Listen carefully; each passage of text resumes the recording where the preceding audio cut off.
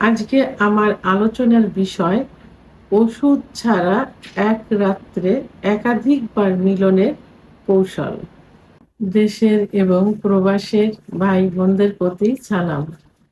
আসসালামু আলাইকুম। অনেকে অন টাইম ওষুধ খেয়ে থাকে আহ, স্ত্রী পার্টনারের সঙ্গে রিল্যাক্স করার জন্য, অর্থাৎ আহ, কয়েকবার মিলনে লিপ্ত হওয়ার জন্য। আবার অনেকের রিল্যাক্স ছাড়াও দেখা যায় যে যৌন অক্ষমতা, অর্থাৎ সহবাস করার মতো কোনো পরিস্থিতি নেই ওষুধ ছাড়া। তারা অন টাইম খেয়ে সহবাসে যায়। কিছুদিন অবশ্য এই অন টাইমে কাজ করে, পরবর্তীতে কিন্তু অন টাইমে কাজ করে না, পারফেক্ট কোনো চিকিৎসাতেও কাজ করে না। আর অন টাইম খেলে কিডনি ইফেক্ট হয় খুব দ্রুত, অর্থাৎ কিডনিতে সমস্যা হয়। আমার মনে হয় যে একটা খেলেই মনে হয় কিডনিতে সমস্যা হয়ে যায়। তো যাই হোক, অনেকেই এ এই অন টাইম এর উপর নির্ভর করে দেখা যায় যে যৌন অক্ষমতার সময়টা কাটাতে চায়। আবার স্ত্রীর সঙ্গে কিছু দিন রিল্যাক্স যাপন করতে চায়। তো এটা আ ওষুধ ছাড়া, অন টাইম ছাড়া এর চিকিৎসাই কিন্তু পারফেক্ট। কারণ আ এর অ যৌন রোগ কোনো রোগ না। এ রোগে কেউ মারা যায় না, বিছনায় পড়েও থাকে না, হসপিটালেও ভর্তি হয় না। এটা হরমোনাল একটা বিষয়। হরমোন, পুরুষের যে হরমোন টেস্টোস্টেরন হরমোন কমে গেলে এটা হয়। এই সঠিক চিকিৎসা নিলে আবার পূর্বের অবস্থায় ফিরে আসে। এবং পাশাপাশি কিছু খাবার, দুধ, ডিম, খেজুর, কাজু বাদাম, মধু, ঘি, অর্গানিক নারকেল তেল, এগুলো খাবারের তালিকায় রাখতে হয়। তাহলে কখনোই আর নষ্ট হয় না। আপনারা দেখবেন যে অনেক বৃদ্ধ, ৮০-৯০ বছরের বৃদ্ধও কিন্তু এখন ৩০-৪০ বছর বয়সের মেয়েদের বিয়ে করছে এবং স্মার্ট, সুন্দরী, চাকরিজীবী, ব্যবসায়ী মেয়ে। তারা সংসার করছে, বাচ্চা হচ্ছে, আবার ব্যবসা-বাণিজ্য করছে। তাহলে পুরুষের সেক্স নষ্ট হয় না। চিকিৎসায় এটা ঠিক হয়ে যায় ইনশাআল্লাহ। তো এখন যারা শৌখিন, আসলে এই বিষয়টা জৈবিক একটা চাহিদা। এটা শৌখিনও না। অনেকেই চায় যে মাঝে মাঝে স্ত্রীর সঙ্গে, উম পার্টনারের সঙ্গে কিছু সুন্দর মুহূর্ত কাটাই। অর্থাৎ কয়েকবার যৌন মিলনে, কারণ ভালোবাসার বহিঃপ্রকাশ আ শেষ পর্যায়ে যৌন মিলন, স্বামী-স্ত্রীর যেটা। তো যৌন মিলনে লিপ্ত থাকতে চায়। তবে এটা প্রতিনিয়ত এটা চাওয়া যাবে না। দেখা গেল যে সপ্তাহে ১ দিন, মাসে ২ দিন কি ৪ দিন, এভাবে। তো যাদের যৌন অক্ষমতা আছে, অথবা যৌন ক্ষমতা একটু কম, অথবা একবার করলে দ্বিতীয়বার হয় না, আ এবং যারা যৌন ক্ষমতা আছে কিন্তু এক রাত্রে ৩-৪ বার করার মতো ক্ষমতা হয়তো নেই, হলেও দুর্বল হয়ে যায়। তাদের উদ্দেশ্যে আজকে সহজ কিছু কৌশল বলব। এই কৌশল অবলম্বন করলে মাঝে মাঝে স্বামী-স্ত্রী রিল্যাক্সের জন্য এক রাত্রে একাধিকবার সহবাসে মিলিত হতে পারেন। তো এই যে একাধিকবার সহবাস মিলিত হওয়া, এটা এ একবার সহবাস করার পর ব্যবধান ২ ঘন্টা হলে সবথেকে ভালো হয়। ২ ঘন্টা পরে কিন্তু ইউজুয়ালি আবার যৌন আ চাহিদা কিন্তু চলে আসে। তো এবং এটা যদি সম্ভব না হয় তাহলে ১ থেকে ০.৫ ঘন্টার ভিতরেও কিন্তু যৌন চাহিদা আনা সম্ভব। তো কিভাবে করতে হবে? ১ম এই স্বামী-স্ত্রী দুজনের মানসিক প্রস্তুতি নিতে হবে যে আমরা আজকে একটু আনন্দ করব। আ ম এবং সেটা দুজনের ভালো একটা সময় যাবে। কারণ স্বামীও চাকরি, ব্যবসা-বাণিজ্য নিয়ে ব্যস্ত থাকে। স্ত্রী ঘর সংসার নিয়ে ব্যস্ত থাকে। আবার কর্মজীবী হলে কর্মজীবন থাকে। দেখা যায় সপ্তাহে ১ দিন শুক্রবার ছুটি থাকে।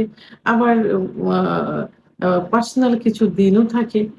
তো সেক্ষেত্রে দুজনের আগে বলা থাকলে স্ত্রী কি করবে? স্বামীর পছন্দ মতো একটু গুছিয়ে থাকবে। নরমালি ইউজুয়ালি তো প্রতিদিন একভাবে গুছানো থাকে। তো ঐদিন মানসিক প্রস্তুতি নিয়ে থাকবে, একটু পরিষ্কার পরিচ্ছন্ন গুছানো এবং তাদের পার্সোনাল রুমটা গুছানো। যেন স্বামী স্ত্রীকে দেখা মাত্রই তার একটা যৌন আকর্ষণ কাজ করে। এবং ঐদিন স্বামীর পাশাপাশি জায়গা, যখন বাসায় থাকবেন, পাশাপাশি অবস্থানে থাকতে হবে। তারপর যখন রাত্রি বেডে যাবেন, ঠিক সেই মুহূর্তে বেডে যাবার পূর্বে স্বামী কিছু খাবার, অর্থাৎ আমি একটা রেমেডি বলবো, রেমেডিটা তৈরি করলে সবথেকে ভালো হবে। সেটা হলো ১ গ্লাস গরম দুধের ভিতরে, গরুর দুধ, গরম দুধের ভিতরে ২ টা হাঁসের ডিমের কুসুম, ১ চামচ মধু, ১ চামচ ঘি, ১ চামচ অর্গানিক নারকেল তেল। তো অর্গানিক নারিকেলের তেল অনেকেই চেনে না। ঘি, মধু সবাই চেনে। অর্গানিক নারিকেল তেল অনেকেই চেনে না। সবাই ভাবে যে সেটা আবার কি? নারিকেলের তেল, এই যে অর্গানিক নারিকেলের তেল যেটা খাওয়া যাবে। তো এই অর্গানিক নারিকেলের তেল একসঙ্গে মিক্সড করে হালুয়া তৈরি করে খেয়ে দিবেন। সহবাসের ১ ঘন্টা আগে। যারা এগুলো ম্যানেজ করতে পারবেন না, তারা শুধুমাত্র ১ গ্লাস কুসুম গরম দুধ, ২ টা হাঁসের ডিম একসঙ্গে খেয়ে দিবেন। খেয়ে দেওয়ার পরে এদিকে তো মন মানসিকতা রিল্যাক্স আছে, ভালো আছি। আর এই হাঁসের ডিম ২ টা হাফ বয়েল, ১ গ্লাস দুধ, কুসুম গরম দুধ, ১ টা কলা খেয়ে দিলে ০.৫ ঘন্টার ভিতরে যৌন উত্তেজনা চলে আসবে। আর এর ভিতরে দুজন পাশাপাশি বসলেন, গল্প করলেন, আ কি হয়েছে পরিবারে, ভালোবাসার গল্প, অতীতের কিছু রোমান্টিক গল্প এগুলো করলে ০.৫ ঘন্টার ভেতরে যৌন উত্তেজনা চলে আসবে। যৌন কাজে সম্পাদন করলেন ১ম বারে হয়তো একটু তাড়াতাড়ি হয়ে যায়, সবার ক্ষেত্রেই কিন্তু এটা হয়। তো এটা কষ্টের কোনো বিষয় না। তারপরে 2nd টাইম, এটা ১ম রাত্রে যেটা বলছি। 2nd টাইম সহবাসে যাওয়ার আগে কি করবেন? দুজন পাশাপাশি সহাবস্থান করবেন। পরিষ্কার পরিচ্ছন্ন হয়ে পাশাপাশি বসলেন। একটু স্বামীকে হাত পা ম্যাসেজ করে দিলেন, চুলের ভিতরে হাত দিলেন এবং তাকে একটু ভালোবাসার গল্প করলেন। রোমান্টিক কিছু মুহূর্ত মনে করলেন, স্মৃতি মনে করলেন। এরপরে আবার কি করবেন? আবার ২ টা ১ গ্লাস কুসুম গরম দুধ, ২ টা হাঁসের ডিম অথবা ১ টা ডিম খেয়ে দিলেন। কুসুম গরম হাফ বয়েল কুসুম গরম ডিম এবং কুসুম গরম আ দুধ খেয়ে দিলেন। খেয়ে দেওয়ার পরে আবার সেক্স উত্তেজনা চলে আসবে। তো এটা ০.৫ ঘন্টার ভিতরে আনা কিন্তু সম্ভব। তাহলে ১ম বার ২য় বার হলো।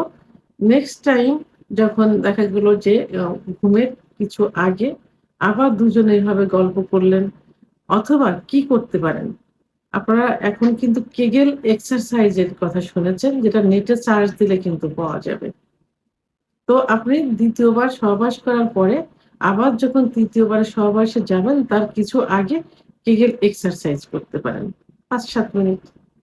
তো এই কেগেল এক্সারসাইজ করলে আবার কুসুম গরম দুধ, ডিম খেয়ে দিলে এবং দুজন পাশাপাশি বসলেন এবং এই পুরুষ যেমন স্ত্রীকে ফোরপ্লে করে সহবাসের পূর্বে, স্ত্রীও ঠিক ওই মুহূর্তে যদি স্বামীর যৌন উত্তেজনা না আসে, তাহলে দুজন ভালোবাসার গল্প করার পরে এবং আ স্বামীকে ফোরপ্লে করবেন। স্বামীর কিছু, কিছু সেনসিটিভ জায়গা থাকে।